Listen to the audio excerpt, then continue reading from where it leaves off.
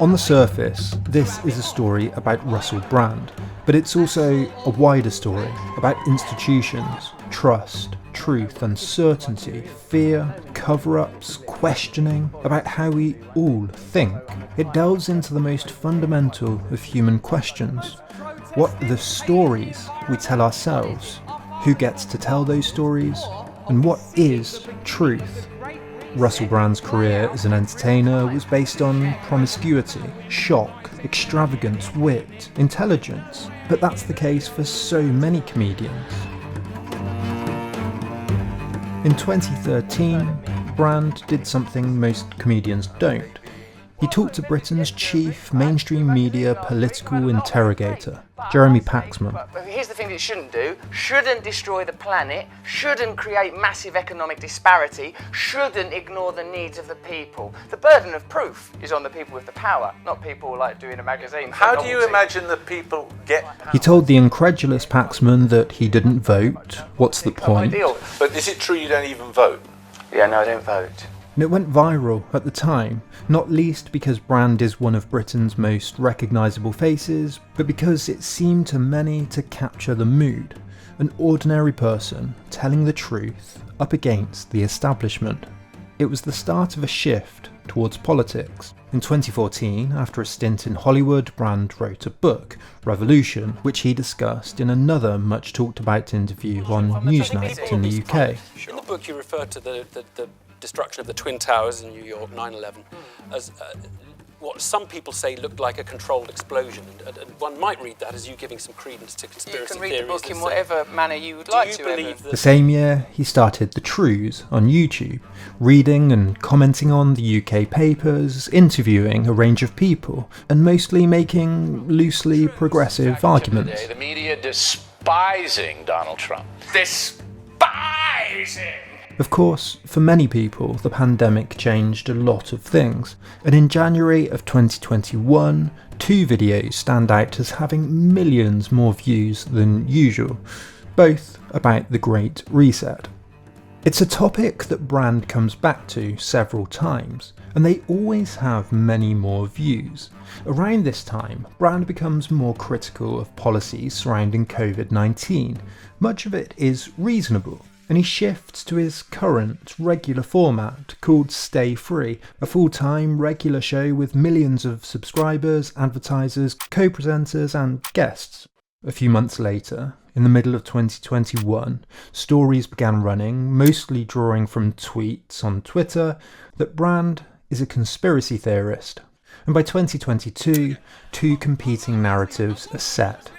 For many, Brand has become a crackpot, tinfoil hat conspiracist, and for Brand and others, there's a centralising, authoritarian, mainstream agenda dominated by the mainstream media, the political establishment, big tech, and global corporate interests, all to take away our freedoms. The word freedom is racist. I want to look at several stories as they unfolded. COVID and vaccines, the Great Reset, the Dutch farmers' protests, and the allegations against Brand in September of 2023, to ask a question which I think is fundamental to our information age. What does it mean to be called a conspiracy theorist, especially if there have been real conspiracies in history? Iran-Contra, Watergate, the Pentagon Papers, the Holocaust, all the way back to Julius Caesar's assassination. All of these were the result of a real conspiracy. We'll look at the history and the psychology too, to try and separate fact from fiction, asking what drives Russell Brand?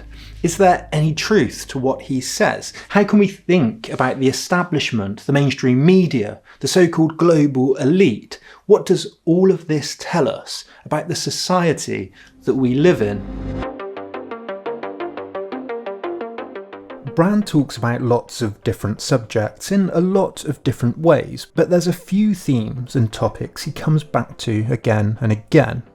He He is very aware that he's been framed as a conspiracy theorist and frequently points out that he's just reading facts from a variety of sources, some of them mainstream, The Guardian, The New York Times, The Washington Post, some, as we'll see, a bit more fringe. So again, how can we disentangle fact from fantasy? Recognition that this human tragedy must be a wake-up call.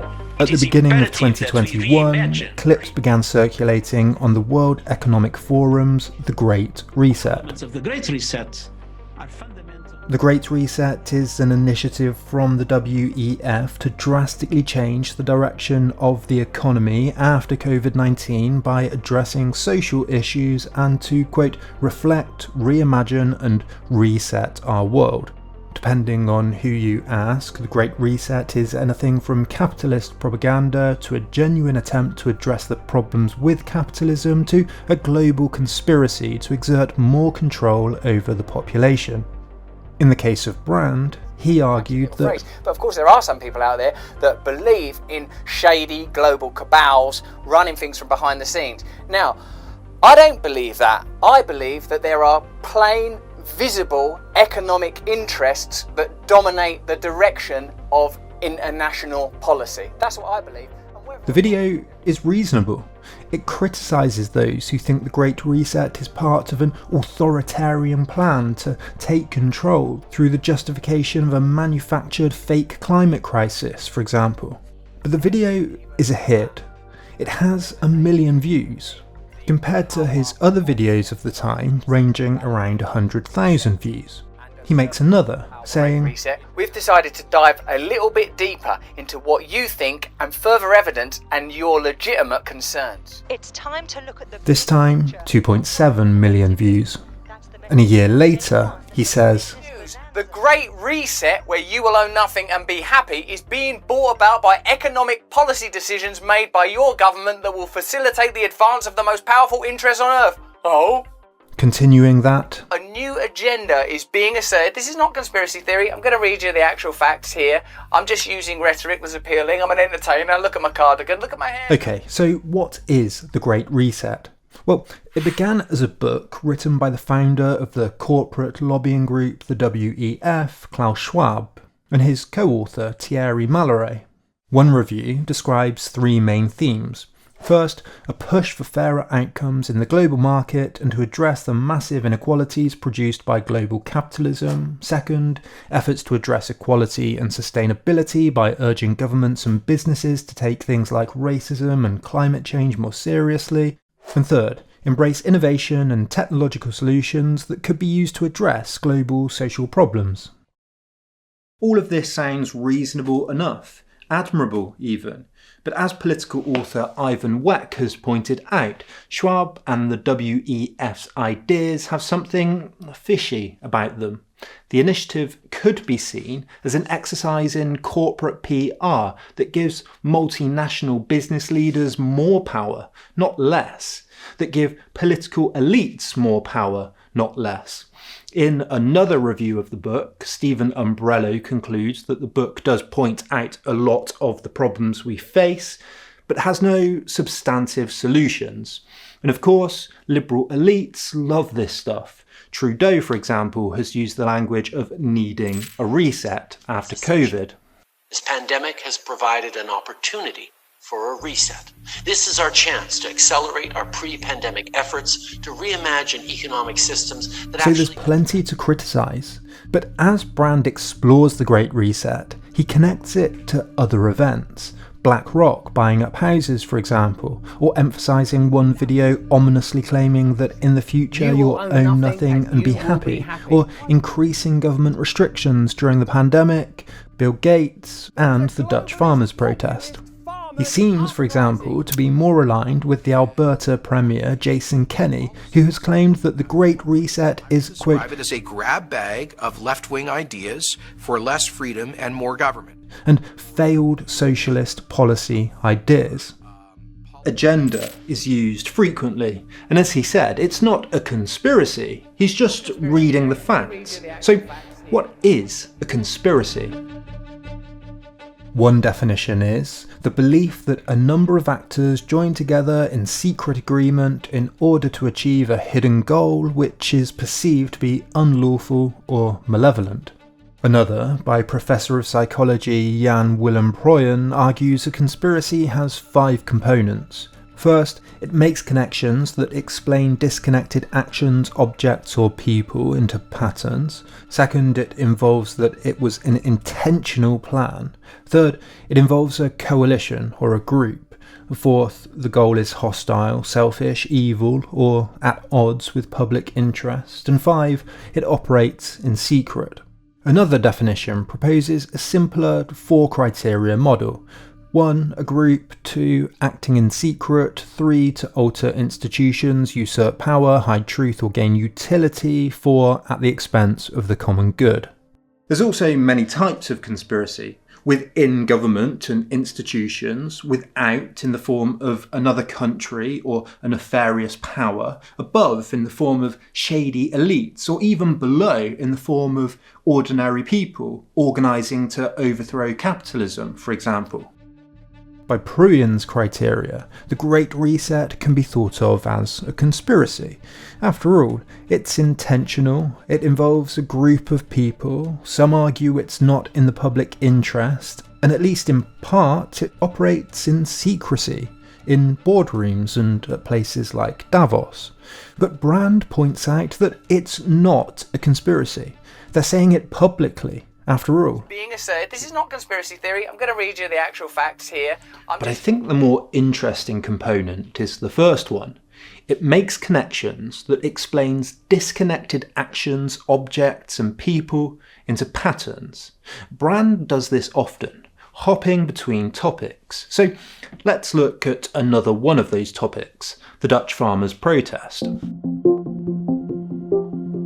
The Dutch farmers' movement, beginning in 2019 and continuing today, are protests that argue that farmers are being unfairly targeted in efforts to address climate change. The Dutch government have passed a range of policies aiming to cut nitrogen pollution and livestock farming in the country. Brand says, "Bloody farmers protesting, hating the environment. What is it? Are farmers all bastards? Or are we seeing the beginning of the Great Reset play out in real time?" In short, the Dutch government's policies are a power grab, taking power from ordinary farmers, and he connects the protest to other stories he covers frequently. The Great Reset, WEF, Bill Gates, and the mainstream media failing to cover the events appropriately. So what's actually happening in the Netherlands?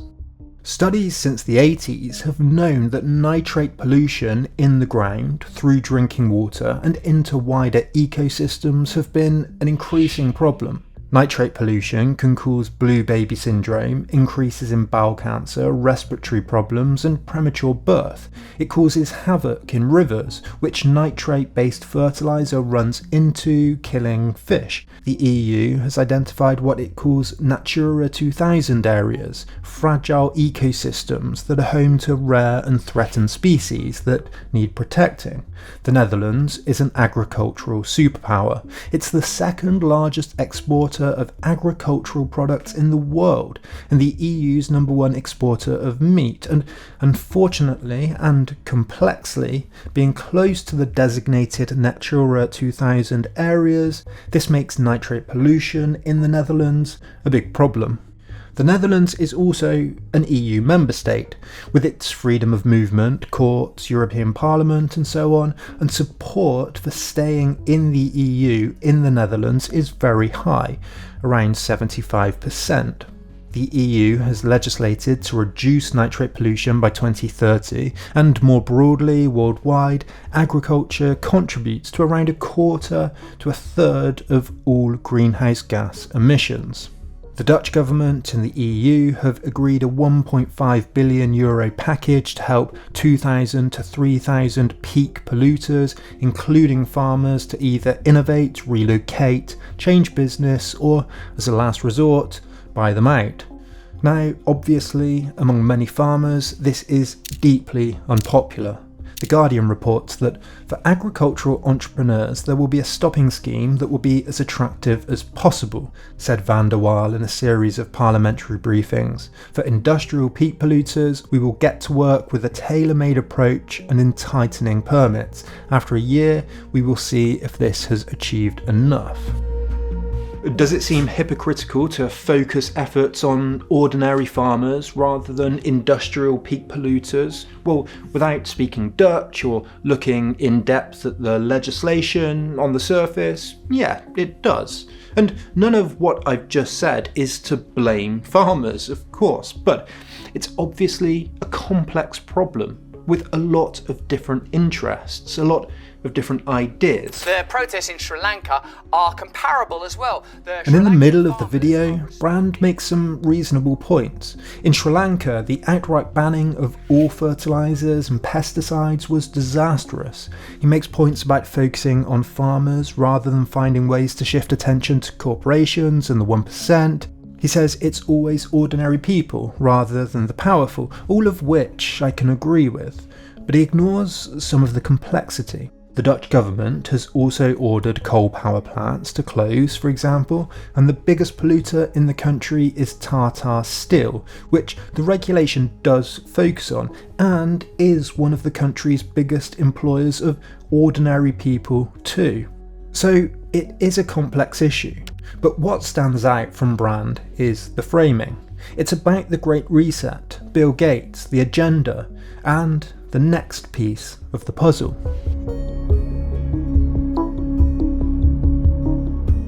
There are several ongoing COVID-19 pandemic vaccine debates. The lab leak hypothesis, the efficacy of vaccines, big tech censorship, the legality or the ethics of lockdowns.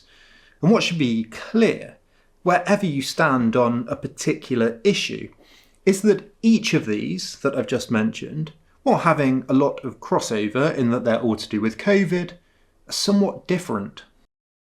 Some of Brand's many COVID-19 videos, like the one on vaccine passports for example, have a lot to agree with. However, like with other topics, Brand has a tendency to take a story and spin it into a wider pattern. We hear it a lot recently. It's about the narrative. The lab leak theory that the COVID pandemic was caused by a leak from a Chinese government-controlled lab. The lab leak hypothesis isn't about laboratory safety precautions or lack thereof, but about a cover-up involving world governments, the WHO, and big tech censorship. A WHO epidemic surveillance network across the world that monitors the outbreak of communicable diseases and does a lot of good work, COVID aside, becomes about an elitist surveillance society that spies on us. The WHO, or World Health Organization. What is it you like most about it? That you fund it out of your taxes? That Bill Gates is its second biggest funder? Or that nobody elected him? A doctor describing helping with outbreaks becomes an object of derision. Take this video, one of many on vaccines. A former Pfizer worker has turned whistleblower, suggesting... It's about Pfizer falsifying the data of vaccine trials. A serious issue. It's based on a British medical journal article in which a whistleblower raised a number of concerns with a trial site they worked at, and those concerns included 1. Participants placed in a hallway after injection and not being monitored by staff. 2. Lack of timely follow-up of patients who experienced adverse events. 3. Protocol deviations not being reported. 4. Vaccines not being stored at proper temperatures. 5. Mislabeled laboratory specimens. And 6. Targeting staff for reporting these types of problems. Fine, all worrying concerns, and Brand repeatedly points out that he's just looking at the evidence objectively, just asking questions. He describes himself as a glass funnel, reporting information carefully and unbiasedly, while the mainstream media report it morally, telling people what to do. No opinions around medical matters, policies around medical matters. I'm sort of basically like a glass funnel. There are a few points of irony here. First, obviously Brand has a moral position here too. We all do. unless we read a story without comment or opinion, which Brand is doing. Second, he says this isn't being reported on by the mainstream media, while using reports from mainstream institutions, the BMJ, CBS, and it's been reported by the Daily Mail and The Conversation. I find a brief reference to it in the Financial Times too. But it might be reasonable to ask, should there not be more of an outcry, more focus on it, more reporting? I can't find it mentioned on the New York Times or the BBC websites, for example. As the Conversation article points out, the concerns raised are important and worrying, but don't meaningfully undermine wider evidence on COVID-19 vaccines. It involved 3 Pfizer trial centres out of 150. Those 3 sites involved around 1,000 people total, and they weren't even run by Pfizer. This was a third party. And of course, around the world, hundreds of thousands took part in trials involving many different pharmaceutical companies, third-party trial centres, universities, and hundreds of regulatory bodies. And most of the whistleblowers' complaints were about sloppiness. Photos of things like needles thrown away inappropriately, participants' IDs left out when they shouldn't have been. One section reads, an executive identified 3 site staff members with whom to, quote, go over e-diary issue, falsifying data, etc. One of them was verbally counselled for changing data and not noting late entry, a note indicates. Now, all of this is obviously worrying, good reporting, worth investigating, and so on. But it's always important to keep a sense of proportion. This is a single third-party trial centre in Texas, but Brand spins it into a wider narrative, claiming in another video, for example, that the mainstream media are preventing their own medical experts from accurately reporting on potential COVID problems. Meanwhile, they continue to repress information about vaccine efficacy. As Professor Douglas Drevitz, head of the Infectious Diseases Department at the University of Oklahoma, has written, there have been so many other studies on the Pfizer COVID-19 vaccine since the Phase 3 trial that people can be confident in its efficacy and safety profile. That said, Pfizer might be wise to rerun their analysis, including all Ventavia subjects, and show if that does or does not change the results. Such an analysis would give added confidence in the Phase 3 results. Pfizer reported that they looked into the complaints and said that Pfizer's investigation did not identify any issues or concerns that would invalidate the data or jeopardize the integrity of the study. Now, I want to be absolutely clear. I'm not saying that Pfizer's claims should be taken at face value, or that pharmaceutical companies don't have perverse profit incentives and so on, or that this isn't worth someone digging into, someone looking at it in detail. The point is that this is a very small story. It has been looked at, and I'd imagine that if you're an editor at a large TV station or at a newspaper with hundreds of other competing stories to present, you might decide, on balance, that there are more important issues for the day. News reporting is a matter of selection and emphasis in the greater scheme, with the most important issues, with the most important debates, on balance with the rest of the evidence, and with only a limited number of positions on a half-an-hour news show or on the front page of a newspaper. The important question is what's included and what's not. Brand says that the mainstream media are censoring information, when in fact the opposite is true. There are, again, issues with the mainstream media that we'll come to, but it's an endorsement of the press that, unlike, say, in China or Russia, a relatively minor issue could be reported and investigated and decided was not appropriate to include in, say, on the front page news or on a news programme on television. Brand constantly says things like, this is what happens when you politicise information, without the awareness that by weaving insignificant details into wider narratives, deciding to give small stories weight, he is himself obviously politicising information. There's nothing wrong with that. It's just hypocritical to accuse one side of doing it when you're doing it yourself. The whistleblower was also reported to be a vaccine skeptic more broadly, while Brand also relies on jokes as innuendo to spin it into a wider conspiracy narrative. While saying he's just relying on facts, he also jokes, for example, that the whistleblower was found dead. Freedom, importantly, individual freedom, individual ability to make choices for yourself based on a wide variety of sometimes opposing evidence and sometimes contradictory information that places you in the position as an adult to make decisions for yourself. That's not what the mainstream media want, but that's what we demand on your behalf. But he doesn't use a wide variety of evidence. He selects minor stories and connects them to the narrative. There are many more sources that report things like vaccines have saved 3 million lives in the US alone, 96% of doctors are fully vaccinated, myocarditis has been reported in 10 out of 1 million shots of the vaccine, but is more likely to be caused by the COVID-19 virus than the vaccine. There are debates to be had. There always are, but what Brand doesn't have is a good sense of the weight and significance of a story, and what he does have, as we'll get to, is a good sense of how to tell a compelling, scary, and entertaining story. But wait, just because it's a small story, it doesn't make it automatically wrong. And yes, there are moneyed interests, powerful lobbies, values and ideas that are dominant and others that get sidelined. The risk is throwing out the baby with the bathwater.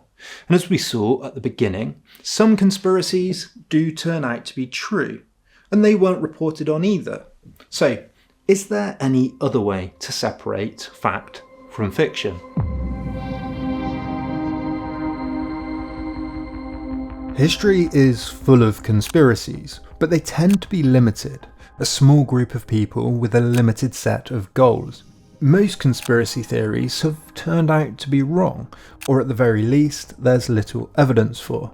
Vaccines don't cause autism. Obama was born in the US, the Earth is not flat, witches weren't conspiring to encourage the harvests to fail, Jews weren't conspiring to take over the world in Weimar Germany.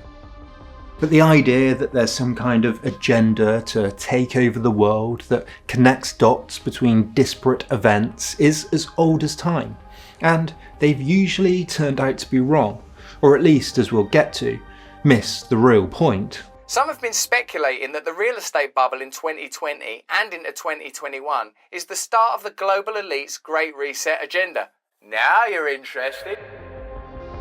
In the middle of the 19th century, it was a common belief in America that the Catholic Church and the monarchies of Europe were not only uniting to destroy the US, but had already infiltrated the US government. One Texas newspaper declared that it's a notorious fact that the monarchs of Europe and the Pope of Rome are at this very moment plotting our destruction and threatening the extinction of our political, civil and religious institutions. We have the best reasons for believing that corruption has found its way into our executive chamber and that our executive head is tainted with the infectious venom of Catholicism. Before that, it was the Illuminati, who, according to one book in 1797, were formed for the express purpose of rooting out all the religious establishments and overturning all the existing governments of Europe. In an influential 1964 article, The Paranoid Style in American Politics, Richard Hofstadter points out that throughout history there have been suspicions of plots that have infected all major institutions, that there's been a fifth column, that all in power have been compromised by an evil conspiracy. At the time, conspiracies about the Illuminati were rife across Europe and America. The inventor of the telegraph, Samuel Morse, wrote that a conspiracy exists, its plans are already in operation, we're attacked in a vulnerable quarter, and cannot be defended by our ships, our forts, or our armies. Morse, sounding eerily like Brand, wrote, "The serpent has commenced his coil around our limbs, and the lethargy of his poison is creeping over us. Is not the enemy already organised in the land? Can we not perceive all around us the evidence of his presence? We must awake, or we are lost."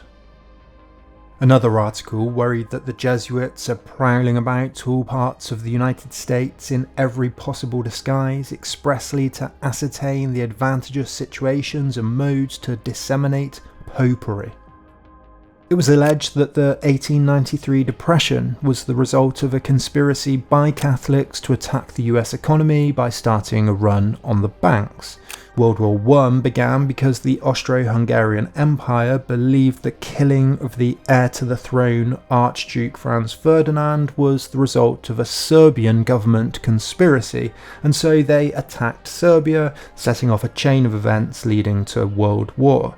There was no evidence for this. Historian Michael Shermer calls it the deadliest conspiracy theory in history.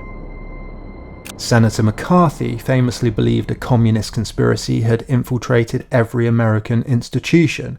In 1951, he said that there was a conspiracy on a scale so immense as to dwarf any previous such venture in the history of man, a conspiracy of infamy so black that, when it's finally exposed, its principles shall be forever deserving of the maledictions of all honest men. During the Red Scare, influential businessman Robert Welsh wrote that the communist influences are now in almost complete control of our federal government, the Supreme Court, and we are in a struggle for control of the press, the pulpit, the radio and television media, the labour unions, the schools, the courts, and the legislative halls of America.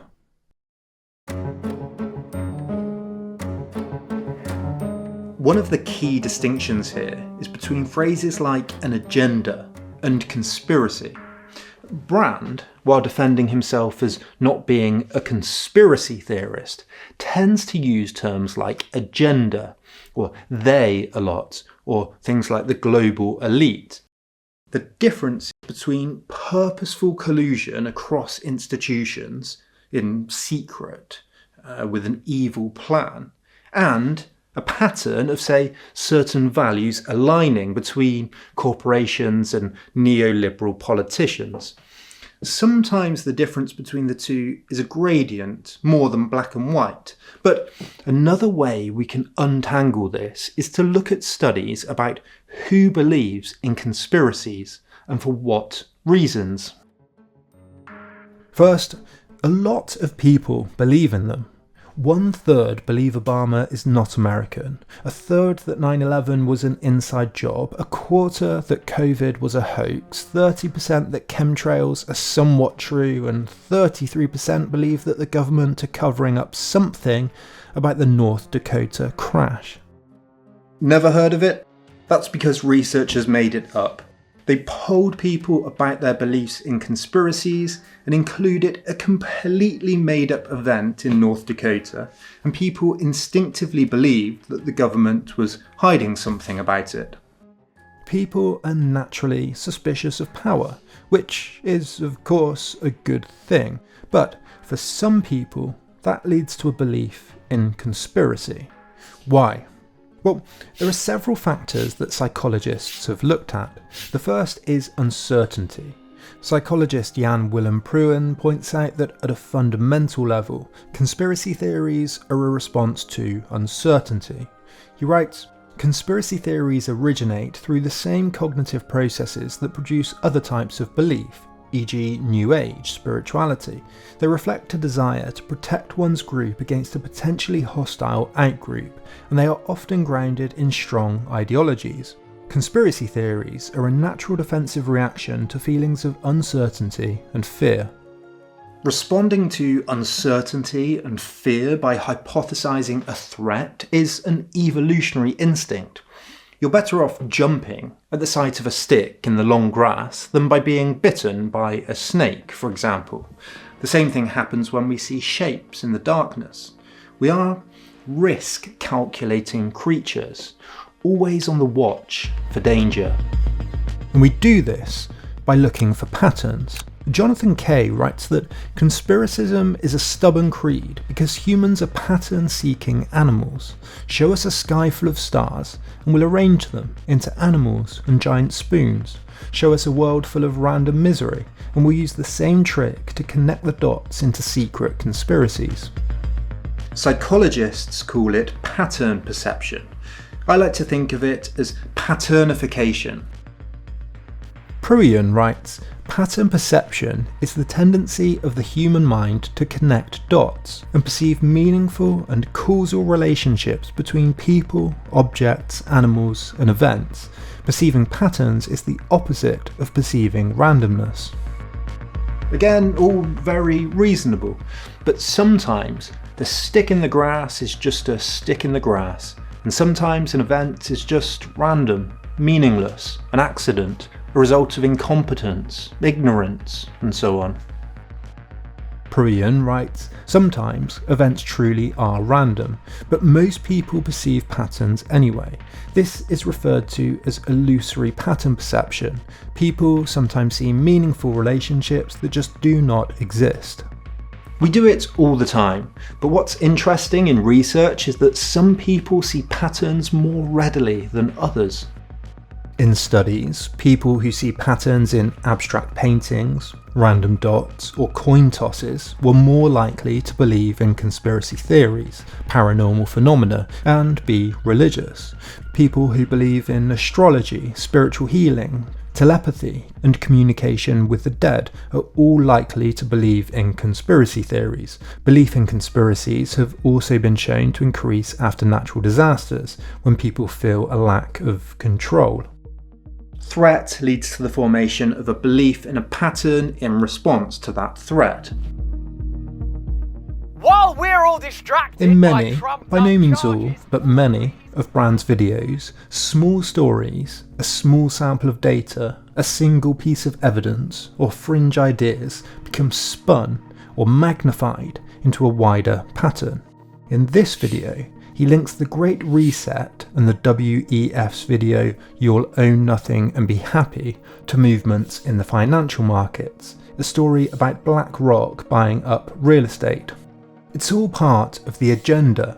He throws in that the mainstream media apparently reports it as good news, a housing bonanza that's going to be great for everyone, insinuating that all journalists are part of the agenda and ignoring the irony that he's citing the New York Times. What's it got to do with the Great Reset? I honestly couldn't tell you. I wonder if Bitcoin.com, Brand's source in this, has an agenda. In this video, the Great Reset is linked to the farmers' protests. Throw in Bill Gates, throw in some vaccines, and it all becomes part of the simple good versus evil narrative. Author Naomi Klein describes it as a conspiracy smoothie. She writes, "The Great Reset has managed to mash up every freak out happening on the internet, left and right, true-ish and off the wall, into one inchoate meta-scream about the unbearable nature of pandemic life under voracious capitalism." Conspiracy theorists become, through patternification, totalizers. Everything gets lumped in together as part of the same simple single narrative. It becomes zero-sum, good versus evil analysis. But this doesn't answer why some people do this and others don't as much, nor does it answer when the dots should be connected. To see why people do this, we'll look at two categories: cognitive biases and the need for control. Studies have shown that education above high school level halves the tendency to believe in conspiracies, from 42% to 22%. Why is this? It's kind of counterintuitive, because in many ways education actually teaches you, more than anything, to be skeptical. The scientific method, for example, is built on skepticism of received wisdom. In history, which I did, you're taught to be skeptical of and scrutinise the literature and the primary sources. In politics, which I also did, many approaches, liberalism, Marxism, post-structuralism and more, are, at their core, skeptical about the state and about institutional power. If you're sceptical about what you're told, surely you're going to be more likely to believe that something is going on behind the scenes. Except, while scepticism is key, education also teaches you to draw on evidence, being led by evidence as much as possible, and importantly, all of the evidence. If you only drew on Bitcoin.com to make a case, you wouldn't get far, which is why most undergraduate essays or dissertations and papers to submitted journals require a literature review. Show that you've assessed and understood the literature, identified weaknesses, and then can make an argument. In fact, the very basis of the modern scientific method in both the hard sciences and the social sciences and humanities is peer review. You must reference, show you understand the evidence, cite sources in a bibliography, show how experiments can be rerun, and submit it to a body of peers to check over the work. This idea that work is checked and can be responded to runs through the heart of our institutions. We rely on the work of others. We build upon it. We respond to it. It has its limits, is often biased, it's middle class, it can be wrong, subdisciplines are at loggerheads, criticise one another, but that's precisely what makes it work. It's tentative, it's open to critique, and it can be checked. It's how knowledge is built up communally. We'll come back to its benefits and limits shortly. Another mistake conspiracy theorists make is the proportionality bias. The idea that a large effect necessarily needs a large cause to create a sense of cognitive harmony, a balance between two ideas. JFK couldn't have been killed by a lone assassin. He was the president of the US, after all. Princess Diana couldn't have been randomly killed in a car crash. It must have been the royals. 9/11 couldn't have been the result of 19 backward guys from the Middle East. It must have been the government. Our very freedom came under attack in a series of deliberate and deadly... But we're all human, including presidents. But if a US president and your neighbour Ned died randomly on the same day, which one would there be a conspiracy theory about? In one study, two groups were told two different stories about a president of a small country being assassinated. One group was told the assassination leads to a civil war. The other group doesn't, and people were more likely to believe the assassination was a conspiracy if it led to a war. Pruian says that the proportionality bias is that a big consequence must have a big cause. There are some other biases too. Tribalism leads us to protect our in-group, divide the world into us versus them, good versus evil. Another is the intentionality bias that leads us to believe that the negative effects of other people's actions were intentional, whereas if we did them, it would be an accident, or we'd have a good reason to. Every banker is evil, while our own pension fund is necessary. Or in the form of Hanlon's razor, never attribute to malice that which is adequately explained by stupidity. So there are biases of thinking that we all make, and I think in many ways they can be summed up in the way that Brand talks about the mainstream media.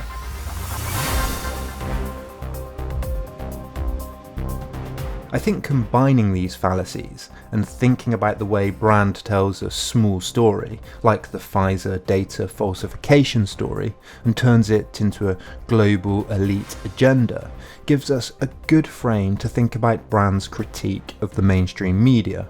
It's almost always part of his narrative, and even more so since the accusations against him began in September. Now, the mainstream media has lots of problems.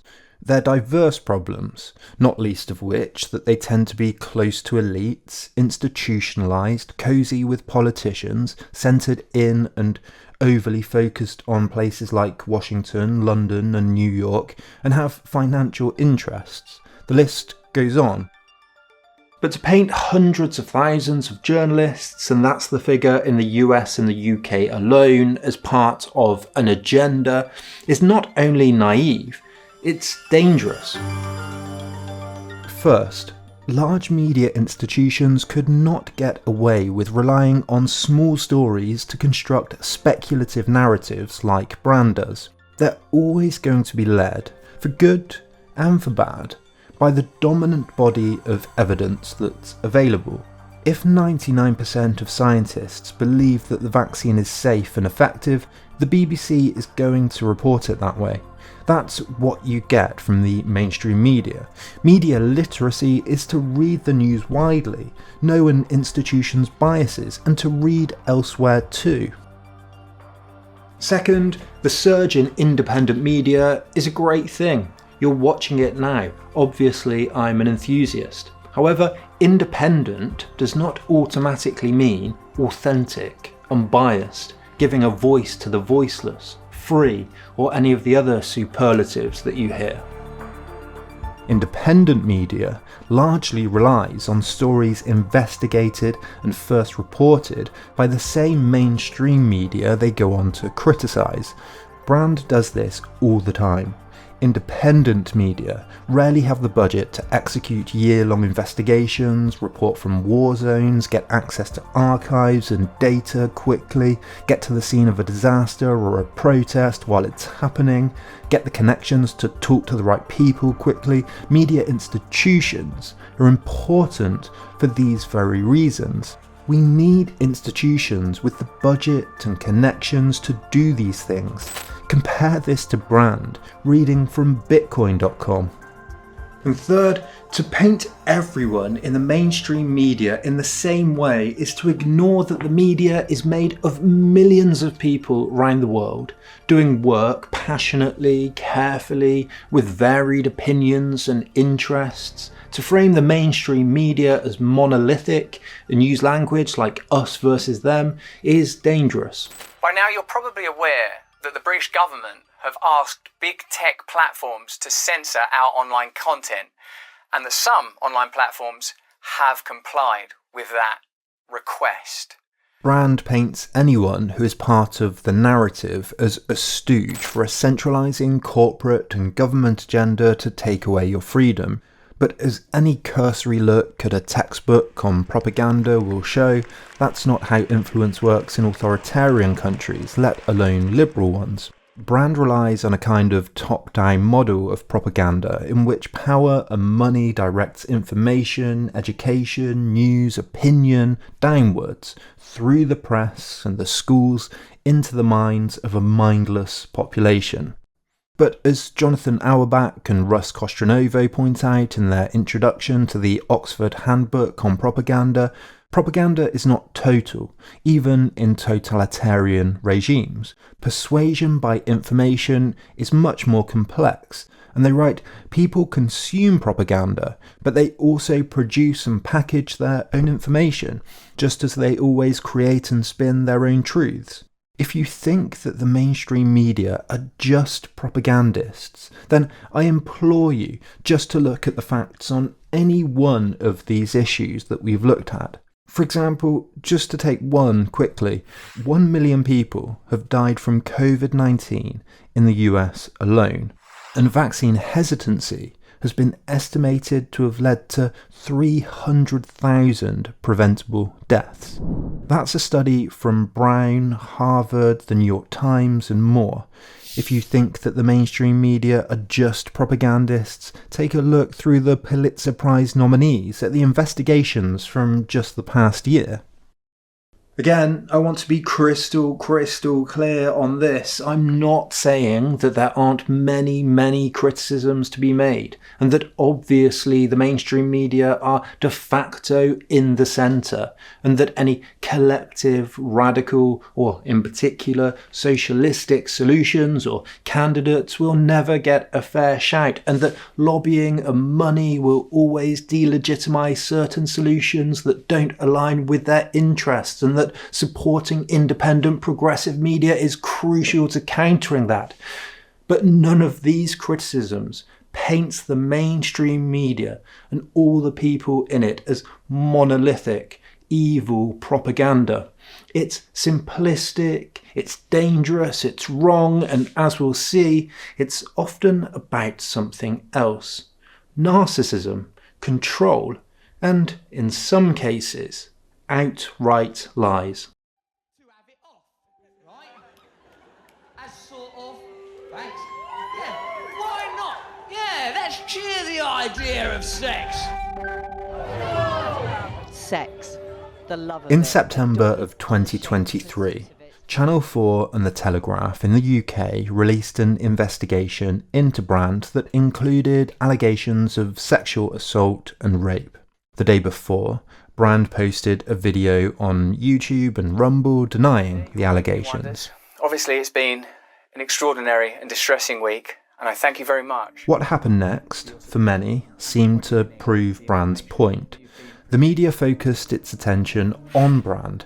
Countless articles were written, news items broadcast, investigations launched at places like the BBC. He was dropped by his agent, a tour was cancelled, YouTube removed advertising from his account so he could no longer make money from it, a charity he did work for cut ties, and on and on. One platform stood firm, Rumble. And a letter from a UK MP asking whether Rumble was going to stop Brand earning money was ridiculed and criticised by many, including Rumble, who said in an open letter, "We regard it as deeply inappropriate and dangerous that a UK Parliament would attempt to control who is allowed to speak on our platform or to earn a living from doing so." Inevitably, it became a story about a story.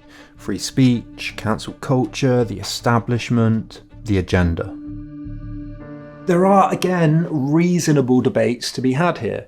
I, for one, am not sure YouTube should have taken a stance based on allegations alone, no matter how strong the allegations are. But, interestingly, a week or so after the allegations, the I newspaper in the UK ran a story about adverts on Brand's Rumble channel. One of them was from a company called The Wedding Shop, and they said, "We're on the phone right now to our agency to ascertain which of these networks is showing our ads on Rumble so that we can effectively remove ads from the platform. It goes without saying that we would not be happy to be featured on Russell Brand's videos." They continued, "We use a media agency to spend our advertising budget, and we have never chosen to advertise on Rumble, which must be part of the Google, Bing or Meta ad network. Where our ads are placed is not something we generally control. It would be for Google, Bing or Meta to decide whether or not to include or exclude particular platforms." Now, if you believe in free speech, you must then believe in the wedding shop's right to advertise where they want to advertise and to not advertise in front of the videos of someone who has been accused of sexual assault. I'd imagine that goes against a company called The Wedding Shop's values. The story also reports that several companies, including Burger King, Xerox and Fiverr, have stopped their ads running on Rumble. The stories they told are similar. A Fiverr spokesman said, "These ads have been removed and our partners and teams have been alerted to ensure this doesn't happen again. We have excluded his channel both on YouTube and on Rumble. We take brand safety and ethical advertising placement seriously, and we do not condone or support any form of violence or misconduct." A toy manufacturer said something similar. Now, back in 2017, YouTube went through something that's referred to as the adpocalypse. Advertisers pulled out of YouTube en masse when they realised that their ads were being placed in front of videos that were accused of being things like anti-Semitic, homophobic, or just plain scammy. All of this points to an obvious human conclusion. Charities, agencies, advertisers, institutions would prefer not to be linked with someone accused of sexual assault and rape. It's not great PR. YouTube in particular has to balance between supporting creators and attracting advertisers. And so the middle ground is to limit ads on videos that advertisers are likely to pull out of before the advertisers pull out of YouTube completely. Of course, for Brand, this quickly became part of the agenda. In a Rumble video, he criticises something called the Trusted News Initiative and argues that the mainstream media are targeting independent media in an attempt to control the narrative. It appears that apparently independent, or at least separate, news organisations are collaborating, and I hesitate to use this word, conspiring to control global news narratives in some of the most important stories in the world. Why? Well, let's explain to you that their intention, it appears, and this is explicit, and we have a quote that undergirds this claim, the explicit intention is to shut down independent media voices. The Trusted News Initiative is an effort by many media organisations and big tech platforms to counter fake news, false reports, viral disinformation, and so on. Not dissenting opinions, but purposefully false information, which studies have shown get shared 6 times as much as real news stories on sites like Facebook. Fake stories like this one. Ilhan Omar holding secret fundraisers with Islamic groups tied to terror, which got shared on Facebook 14,000 times. Brand argues that let's find out what the Trusted News Initiative is. In short, I can tell you that it's a collaboration between legacy media and big tech sites in order to prevent independent media voices communicating. He uses a story from Reclaim the Net that focuses on a lawsuit filed in the US by Robert F. Kennedy Jr. that claims that dissenting views are being stamped out unconstitutionally by the Trusted News Initiative, violating freedom of speech and antitrust laws. It's a minor story from 9 months ago, but it's useful for Brand because it supports his main point. He's under attack. Not only does he rely on a single fringe source to tell a biased story, he either lazily or willfully distorts it. He reads from parts of the article, then at the end says again that plainly this is a story that is much bigger than me. Plainly the Trusted News Initiative has an agenda, an explicit agenda to throttle and choke independent media. Plainly the government are reaching But he's out. completely distorted the language that even he's read just a second ago. Again, there may be legitimate concerns about this, but if you look at the lawsuit available online, filed to the district court, the so-called explicit agenda is to find ways to throttle and choke false information, fake news stories. The comments about independent media are separate, and even those are misquoted.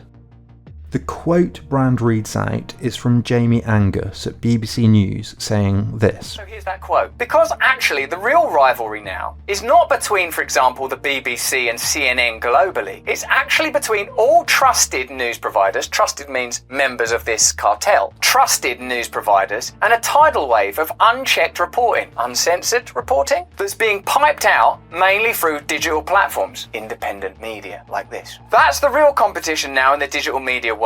Of course, organisations will always compete against one another for audiences. But this is a misquote. Both Brand and RFK Jr. and others reporting this uncritically have conveniently left out the parts of the quote that dilute their point. Anyone can watch the actual clip, it's linked below. What Jamie Angus actually said was that the real rivalry now is not between, for example, the BBC and the CNN globally.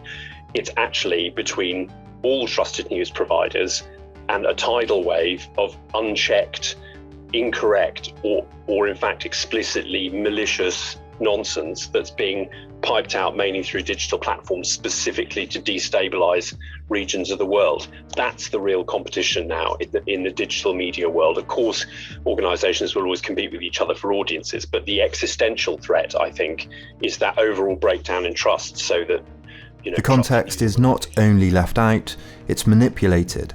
The entire discussion is about how much newsrooms need to do now to verify the vast amount of information they're dealing with, how much newsrooms have changed and the challenges they face, and how many more technicians and specialists are required. Angus is talking about wars, verifying whether a TikTok, for example, from Ukraine is manipulated or useful evidence, employing specialists in things like geolocation verification and using satellite imagery to understand bombings. He even praises what he calls citizen journalism and talks about opening up the news ecosystem. It's an interesting watch. Brand and his like have to do none of that difficult work. Not only that, they rely on it, use it, feed off it, while denigrating the many, many ordinary people who make it possible, that do the hard work. And you might say that, well, Brand is just one person. He's just an entertainer. He's just commenting on articles and news. He's not producing it. It's not his responsibility to fact check every story. And that's exactly the argument I've heard Brand make too. But if I, with a budget of almost nothing, can quickly check a source, then maybe Stay Free with Russell Brand might also do a bit of work. I'm not saying they should have a newsroom of fact-checkers and specialists and technicians sifting through each and every claim, but with the following, the net worth and the status Russell Brand has, he clearly has the budget to do due diligence, to check sources, to not misrepresent. With a channel that large, you have a clear moral duty to. Instead, the laziest and most entertaining interpretation comes first, and laziness fosters conspiracy because thoroughness exposes truth. So, how Brand has framed this is an outright lie. I'm not saying we shouldn't be very concerned with big tech being in control of what can and can't be said. I disagreed with them taking down clips and interviews about COVID and vaccines. I think big tech platforms should be committed to freedom of speech. But Angus is talking about genuine floods of disinformation, propaganda machines, Russian bot farms designed to lie to people, the amount that newsrooms have to sift through now, the amount of deception they have to go through with a fine-tooth comb, the amount of experts that they have to employ, geolocation experts, experts that can detect fake videos and imagery and audio. This is the context. This is what he's talking about in this video, and he's absolutely right. Whatever the dangers and criticisms, I think it would be irresponsible of the mainstream media to not think carefully about these issues. They just have to. It took me a few minutes to search through the court document. You don't even have to read it all, you can search, it's digitized. Then watch the clip to see that Brand and his source had either willingly or lazily misquoted the source so as to spin it into their own narrative. Combine it with another quote to make it seem more malicious, and in Brand's case, use it to defend against accusations from many ordinary women that don't have power like he does, of sexual assault. If that doesn't make you angry, I really think it should.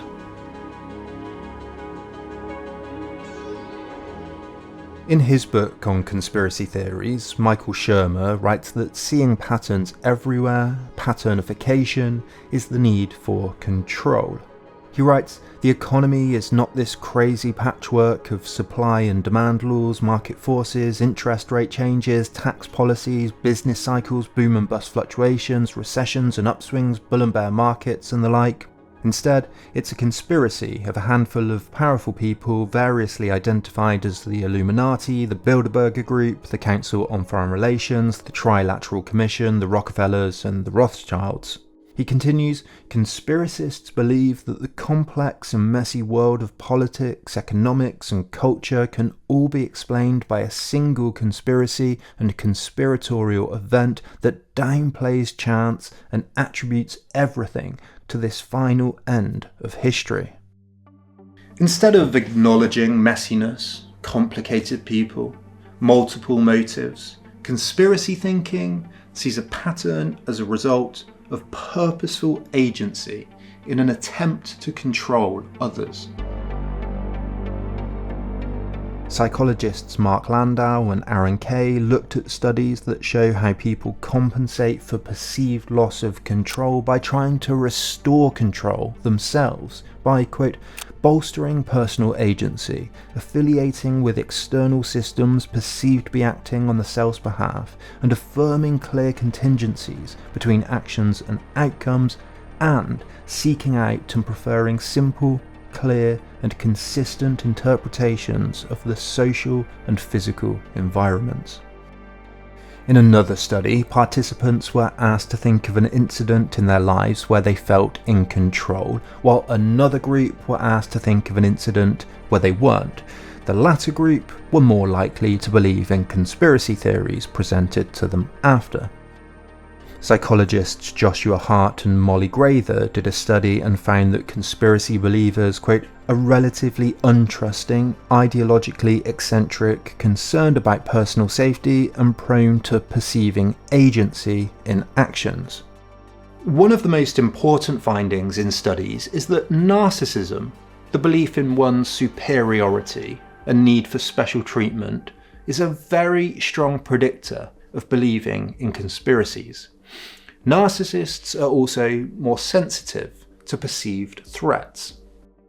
As one paper notes, the effect of narcissism on conspiracy beliefs has been replicated in various contexts by various labs, and that narcissism is one of the best psychological predictors of conspiracy beliefs. It continues, grandiose narcissists strive to achieve admiration by boosting their egos through a sense of uniqueness, charm, and grandiose fantasizing. Narcissism arises out of paranoia that threats are powerful, and narcissists tend to respond with a bolstered sense of ego, the need for personal dominance and control. The need to feel unique makes narcissists feel like they have access to special information that others don't. Remind you of anyone? It's also been found that narcissists, quote, tend to be naive and less likely to engage in cognitive reflection. To put it bluntly, they're more gullible. Narcissism has been linked to low levels of intellectual humility, according to another study. Obviously, the entertainment industry is full of narcissists who are particularly suited to voicing special opinions and entertaining people. There is a sense in which Brand knows this is entertainment. He says things like, "You're going to love this story, it's right up your alley."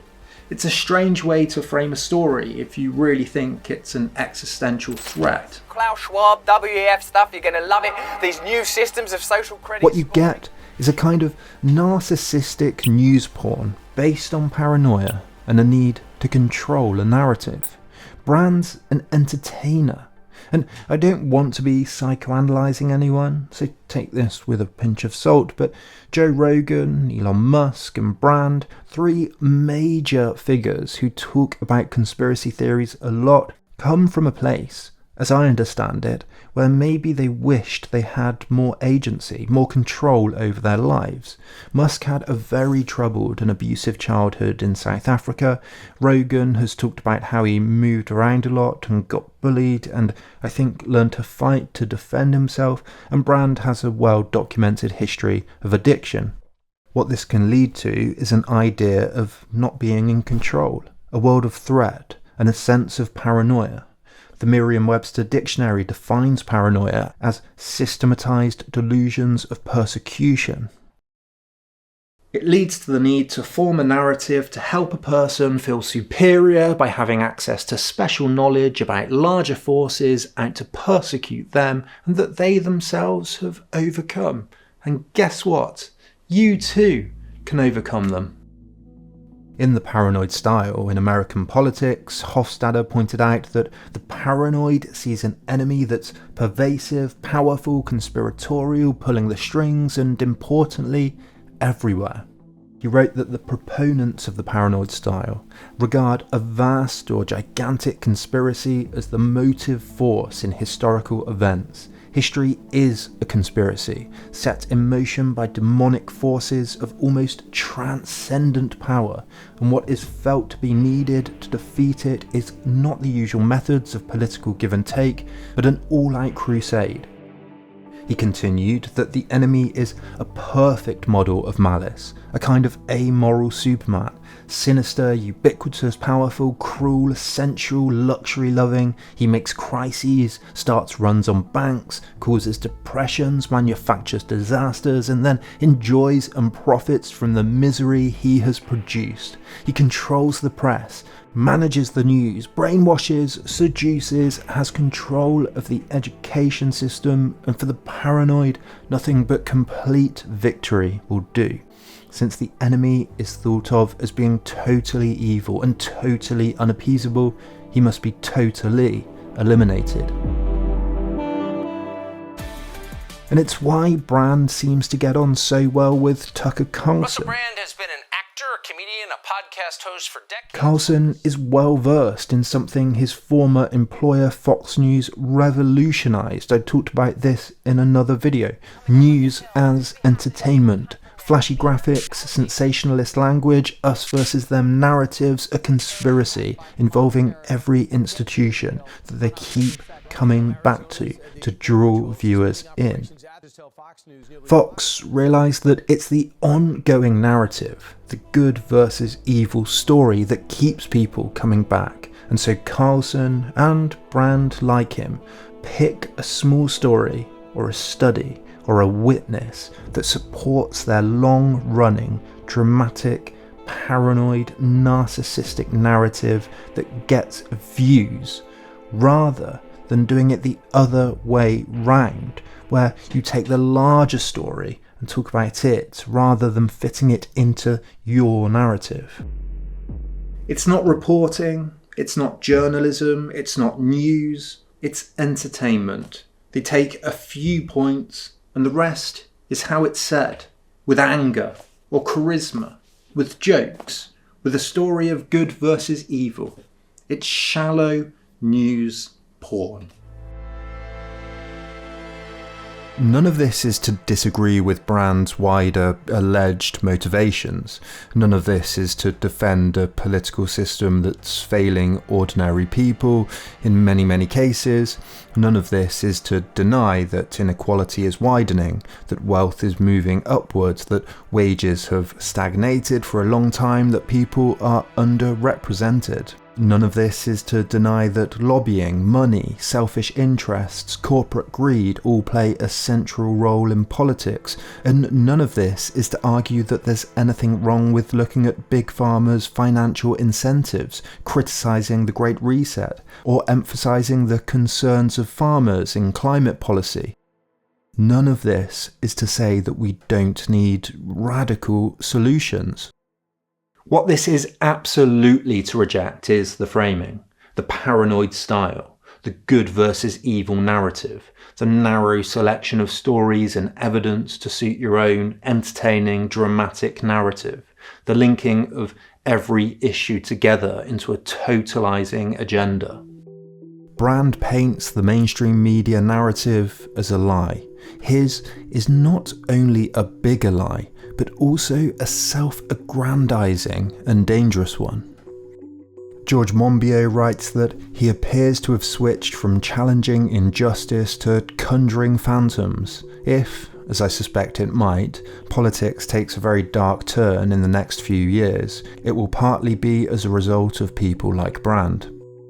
The point is, if you're not selecting the stories, facts, evidence of the things you cover by their wider significance, if you're picking up on perspectives and narratives based on fringe evidence and ideas, then all you're doing is being led by your own individualistic, narcissistic ego.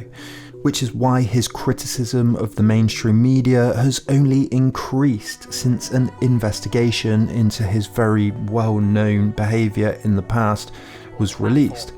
It's clear that these organisations collaborate in constructing narratives, whether that's around the war or the pandemic, and of course there are other examples. It's obvious that his isn't an objective analysis. It's driven by his own fragility. Question, is there another agenda at play? His own little world. And that's when we get narcissistic news porn, rather than careful study and analysis. To paint the mainstream media as totally propagandized is to miss that people are multifaceted, complex, have competing incentives, are torn between different ideas within them. What many people missed about the investigation into the recent allegations against Brand is that it was as much an investigation into a BBC and a Channel 4 that facilitated Brand as about Brand himself. Just think about that. Channel 4 aired an investigation into itself. Would you ever see that on Brand's channel? Brand does no original reporting. He sits in his shed and reads from journalists who have gone out and done the work, while at the same time howling about how terrible they are. To be crystal clear again, I'm not saying that there aren't many critiques of the mainstream media to be made and that more journalism, more independent voices, ultimately are a great, potentially revolutionary thing. But when you totalize and cram everything into the agenda, you paint the world in paranoid, apocalyptic terms of us versus them that dehumanizes the other as individuals to be gotten rid of, rather than look at real collective structural solutions to the problems we face. This is why Brand gravitates to figures like Tucker Carlson. Carlson doesn't want collective solutions. What he wants is more of the same, with people like him in charge. He pretty much says as much in his book Ship of Fools. With the kind of framing Brand has, you do not get collective solutions. If every institution is tainted, part of the centralizing agenda, you get libertarianism, you get more corporate power, more greed, more unregulated pollution, more inequality. That's what history tells us. You get the opposite of what Brand claims we need. Ability to make choices for yourself. If you portray every institution as part of an agenda, then what's left to do? Revolution, maybe? But then what? What are your solutions? What's your theory? What are you putting into practice? What are the policies? What are the ideas? What are the forms of organisation? What replaces the current system? Conspiracy thinking is the easiest type of thinking. Everyone does it. It's easy for showmen like Brand because at the end of reading off a few quotes from one source, you can just link them to the agenda. The Great Reset, Big Pharma, the centralising agenda, the globalists, the World Economic Forum, and Bill Gates. It's like having a nice, cosy safety blanket to return to that says, don't worry, the world is evil, but you know the truth. You have it figured out in a nice, simple little package with a nice little bow tie. Don't worry, you never have to think again. What a lovely, simple, neat story. Thank you to all of these incredible Patreon supporters. These videos take a long time to research, write and make. I do a lot of reading. They're always sourced and there's a bibliography in the description below. I've written something short on why I think this kind of well-researched long-form content is worth supporting. It's through the link below too. If you agree, then you can support Then and Now by pledging anything from $1 per month and get your name in credits, access to scripts early and become a member of the Discord server. If you can't do that, I know everyone says this, but please do subscribe, hit the bell, like, leave a comment. These things help with the algorithm so much. I'm also trying out a newsletter. I'm going to distill and summarize each video into a quick, easily digestible email for those who don't have time or want to recap, along with some related insights. Sign up below. As always, more than anything, thank you so much for watching. We'll see you next time.